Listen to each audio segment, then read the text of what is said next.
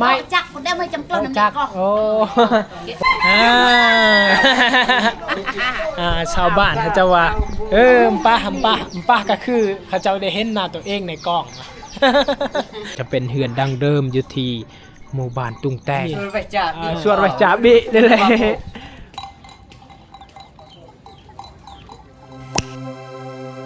การทักทายสบายดีสวัสดีพ่อแม่พี่น้องยินดีต้อนรับเข้าสู่2คุยคนหมักเลาะ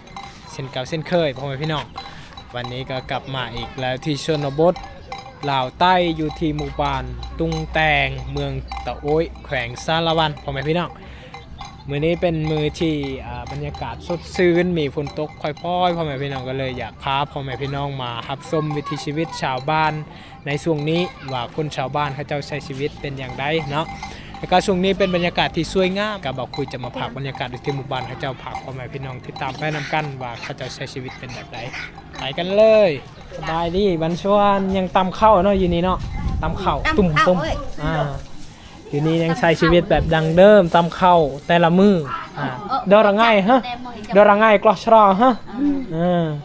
กลอชรอไม่จักคนได้ไม่จำกล้องน้ำจักโอ้ผมมีจักสี่เขาพี่น้องชาวบ้านเขาเจ้าก็เลยต้องได้ตำข้าวทุกมือทุกแรงเพื่อจะได้เฮ็ดกินกระเปาะอาตีฮะกระเปาะอาตีตำข้าวมือก็เจ็บได้แต่ว่าต้องอดทนเพราะว่าเขาเจ้าลืมเคยกับเบียกงานแต่สมัยก่อนแล้วพอมาพี่น้องเขาเจ้าก็ลืมเคยแล้วก็เขาเจ้าก็เคยตำข้าวตั้งแต่น้อยได้จะเห็นผู้ตั้งแต่น้อยนั้นชาวบ้านเขาเจ้าก็ลืมเคยกับเบียกกับงานอยู่ในชนบทป่ะป่ะชาวบ้านเขาจะว่าป้าก็คือเขาจะได้เห็นหน้าตัวเองในกล้องเอาพ่อแม่พี่น้องอันนี้คือพวกป่าเพื่อนเนาะไปใส่บ่ได้ไปให้ไปส่วนบ่ได้ฝนตกปะนี่จะปวดถ่ายคือจะมาโน่ละมาจะปวดถ่ายโอ้โหโป๊กนี่คือไปบ่ได้เพราะว่าฝนตกนี่เอานี่ก็จะเป็นเฮือนดังเดิมอยู่ที่หมู่บ้านตุงแตงเป็นเฮือนมุงหญ้าพาคาแตะเป็นเฮือนแต่สมัยปู่ย่าแต่ก่อนเลยพ่อแม่พี่น้องเฮือนหลังนี้นี่น่าจะอายุหลายปีเติบแล้วพ่อแม่พี่น้องก็น่าจะ10-20 ปีพุ่นแหละชาวบ้านเขาเจ้าได้อาศัยในเฮือนหลังนี้เอาเบิ่งหลังคาของคนชาวบ้านนี้เป็นหลังคามุงหญ้าปัจจุบันนี่หาดูยากแล้วเฮือนแบบนี้นี่พี่น้องปัจจุบันนี่บ่ค่อยมีแล้วเนาะนี่แล้วก็ตัวนี้นี่ชาวบ้านเขาเจ้าปลูกผักนะจะเฮ็ดแบบซีเลยการปลูกผักแบบง่ายๆพ่อแม่พี่น้อง บอนนี้คือบอนที่ล้างถ้วยล้างจานล้างหม้อเมื่อกินข้าวแล้วก็มาล้างบอนนี้เนาะอันนี้ก็คือเฮือนแต่งอยู่ครัวกินเป็นเฮือนที่เขาเจ้าเฮ็ดกินว่าง่ายๆเนาะเขาเจ้าเฮ็ดเป็นห้องสมมุติว่าเฮือนหลังเดียวก็จะเฮ็ดเป็นห้องครัวตั้งหากแล้วก็ห้องอยู่ตั้งหากแต่ว่าเขาเจ้ามี2หลังเฮือนหลังนี้นี่เป็นเฮือนแต่งอยู่ครัวกินแล้วก็เฮือนหลังนั้นเป็นเฮือนอยู่หรือว่าเฮือนรับแขกเนาะเอาประมาณนี้พ่อแม่พี่น้องมื้อนี้ก็มาพักมาต้อนบรรยากาศใหม่ๆประสบการณ์ใหม่ๆให้พ่อแม่พี่น้องได้รับได้ชมได้เบิ่งได้เห็นวิถีชีวิตชาวบ้านชนเผ่าปะโกะก็จะแตกต่างหน่อยนึงจากชนเผ่ากาโดจะแตกต่างหน่อยนึงจากชนเผ่าตรีชนเผ่าบรูเนาะแต่ละชนเผ่าการใช้ชีวิตการเป็นอยู่ของคนชาวบ้านนี่มันจะแตกต่างกันนะนี่เอาอย่างเลาะไปเรื่อยเพื่อพ่อแม่พี่น้องได้รับไปชมนะเอานี่ชาวบ้านบางคนก็กำลังกลับมาแต่ให้แต่สวนบางคนก็ยังบ่กลับมาแต่ให้แต่สวนและบางคนก็ไปหากินเนาะช่วงนี้เป็นช่วงฤดูพ้นแหละชาวบ้านเขาเจ้ากับไปซ่อนปลาไปหาห้อยอยู่ที่น้ำห้วยเนาะตัวหม้อโปะนี่เซฟเอาเมื่อตัวหม้อโปะแกะตะก้องตะแกงโอ้ตะแกงเนาะคืองัวพี่น้องทว่าปรนายกระโดให้ตรงกระเราะคือตะแกงกระเราะตุ้ยแปลกตั้งดอกตะแกงเลยชนเผ่ากระต่างหรือว่าชนเผ่าตะโอยนี่จะเอิ้นว่า ตะแกงเนาะชนเผ่าตะโอยจะเอิ้นว่าตะแกงแต่ว่าชนเผ่าปะโกะชนเผ่ากะโดนี่เอิ้นว่ากระเราะก็คืองัวนั่นเองพ่อแม่พี่น้องกระเราะติเรียเลยแหละงัวควายแล้วก็ชนเผ่าตะโอยนี่จะเอิ้นว่าตะแกงมาติเรียที่ตะแกงที่ประมาณนี้เนาะแต่ว่าชนเผ่าพวกพ่อเพิ่นนี่ก็คล้ายๆกับชนเผ่ากะโดกระเราะติเรียคือกันเนาะก็คืองัวควายนั่นเองช่วงนี้เป็นช่วงฤดูฝนไปใส่บ่ได้เนาะพ่อเนาะไปใส่บ่อนอนเลยโหยตัวมาโปะบ่ไปได้แล้วเลยโหยน้ำซัวจ่าน้ำนี่แหละซัวอะไรนี่แหละปตตัวเอ้ยบ่อยกันอันนี้ซัวไว้จ่าบิซัวไว้จ่าบินี่แหละพ่อเพิ่นว่าช่วงนี้มีแต่หาปลาแล้วก็กินนอนพ่อแม่พี่น้องไปให้ไปชวนบ่ได้ฝนตกปลาหลายบ่อยู่น้ำห้วยเฮานี่ปลาหลายบ่เอ้ยบ่อยเด้อมั่งงานนอนนอนนี่ได้ยืมมีน้ำห้วยอีจื้อที่อยู่ใกล้หมู่บ้านเขาเจ้าก็เลยสามารถหาป่าหาห้อยอยู่น้ำห้วยนี้เพื่อจะได้อาหารกินไปหาห้อย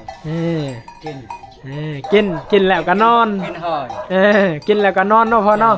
ไปใส่บ่ได้ฝนตกนี่ตกแห้งโอ้งัวพ่อบ่นี่กระเราะไม่เนาะกระเราะเฮ้ยเลือกกระเราะฮะใช่ลำกระเราะคนบ้านไปลำถามพ่อเพิ่นว่าเพิ่นมีงัวจักโตว่ามี 2-3 โตของพี่น้องหา6 โตเนาะงัวกระตุ้ยเพราะว่ามีหญ้าหลายนี่เลี้ยงงัวกระตุ้ยกระเราะเริ่มเลยกระเราะเวียสักเลยแหละจ้าพวกป่าเพิ่นก็ไปให้ไปชวนบ่ได้อยู่กองตารางเฮือนนี่นางลิ้นเอาขอบใจหลายๆขอบใจหลายๆนะนี่อันนี้ก็คือเฮือนเอกลักษณ์ของชนเผ่าเอาปะโกะพ่อแม่พี่น้องก็เป็นเฮือนดังเดิมนะน้องเพิ่นอ้ายแล้วโอเคเอาย่างเลาะขอบหอมดูก่อนไป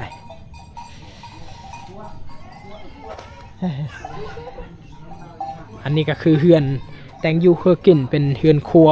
ตัวนี้ก็จะเป็นเฮือนยูเฮือนที่ชาวบ้านเขาเจ้าอาศัยในเวลานอนเวลาพักผ่อนเวลาเฮ็ดกินก็จะไปเฮ็ดอยู่เฮือนหลังนี้หรือว่าอยู่ห้องนี้ประมาณนี้แหละพ่อแม่พี่น้อง โอเค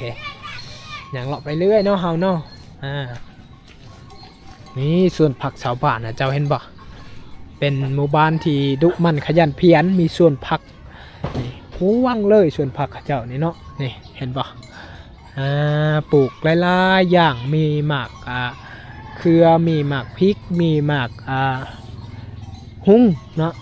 นี่เห็นบ่ไปอย่างเลาะไปเรื่อยๆ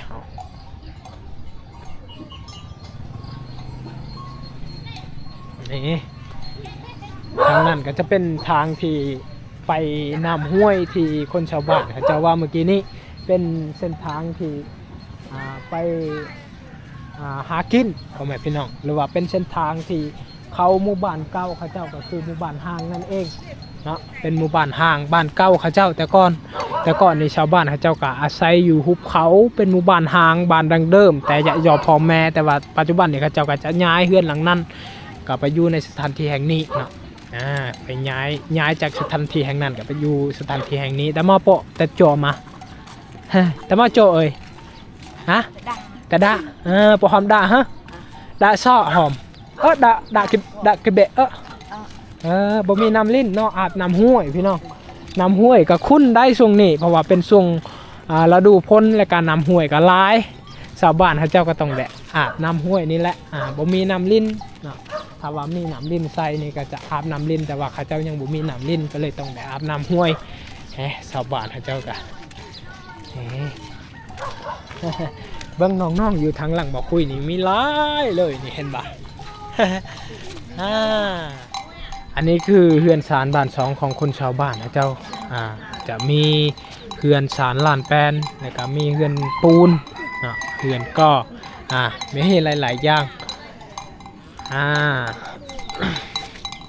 นี่คือ สัตว์ที่คนชาวบ้านเขาเจ้าเลี้ยงไว้ก็จะมีพวกงัวพวกไก่พ่อแม่พี่น้องหมู่บ้านนี้เป็นชนเผ่าปะโกะคือเก่าพี่น้องเป็นชนเผ่าปะโกะอยู่ที่เมืองตะโอ้ยแขวงสารวันเป็นหมู่บ้านที่เขาเจ้าย้ายมาอยู่ใหม่เป็นหมู่บ้านจัดสรรพ่อแม่พี่น้องแต่ก่อนนี้หมู่บ้านนี้อยู่ที่บ้านหางเนาะบ้านหางแต่ว่าปัจจุบันนี้เขาเจ้าก็จะย้ายจากบ้านหางเขาเจ้าก็จะมาใช้อยู่ในสถานที่แห่งนี้ก็เลยปัจจุบันนี้ก็จะเป็นบ้านตุ้งแต่งไม้หรือว่าบ้านจัดสรรพ่อแม่พี่น้องโอเคมื้อนี้ก็มาพากบรรยากาศใหม่ๆให้พ่อแม่พี่น้องได้ครับได้ชมได้เบิ่งได้เห็นวิถีชีวิตชาวบ้านอยู่ที่ชนบทเมืองตะโอ้ยหรือว่าชนบทชนเผ่าปะโกะพ่อแม่พี่น้องจะมีน้องงัวกำลังกินหญ้านะเป็นบรรยากาศที่สวยงามงัวควายชาวบ้านท่าเจ้านี้งามแล้วก็ตุ้ยเพราะว่ามีหญ้าร้ายในเดินบ้านท่าเจ้านี่ก็เลย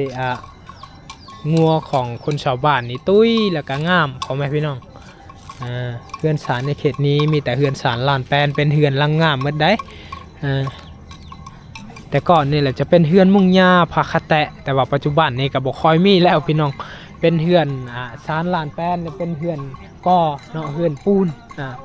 เป็นชนบทที่สวยงามของเมืองลาวก็ว่าได้พ่อแม่พี่น้องอันนี้ก็คือบอนที่คนชาวบ้านเขาเจ้าเอาไว้พื้นเขาเจ้าจะเฮ็ดหลังคาเป็นหลังคามุงหญ้าแบบซีแล้วก็เขาเจ้าจะเอาไว้พื้นอยู่นี้บางคนก็จะเอาไว้อยู่กองตารางเขื่อนบางคนก็จะเฮ็ดหลังคาเพื่อเอาไว้พื้นตั้งหากพ่อแม่พี่น้องโอเคสำหรับ EP นี้ก็ต้องขอบอกขอบใจพ่อแม่พี่น้องหลายๆที่ได้แวะมารับมาชมเป็นกำลังใจให้เบาคุยเนาะก็ต้องขอบอกขอบใจหลายๆขอให้พี่น้องอยู่ดีมีแห้งสุขภาพแข็งแรงร่ำรวยหมดสุขสุขคนที่แวะมารับชมเนาะแล้วก็ EP นี้ก็เป็น EP ที่เฮามาพากมาตอนบรรยากาศอยู่ที่หมู่บ้านตุงแตงชนเผ่าปะโกะเมืองตะโอ้ยแขวงสารวันเขาเจ้าใช้ชีวิตอยู่นี้ก็เป็นวิถีชีวิตแบบเรียบง่ายใช้ชีวิตแบบดั้งเดิมวิถีชีวิตตามชนเผ่าเนาะแล้วก็สำหรับ EP นี้ก็บอกคุยขอจบไปเพียงเท่านี้และเรามาเจอกันใน EP ต่อไปบ๊ายบาย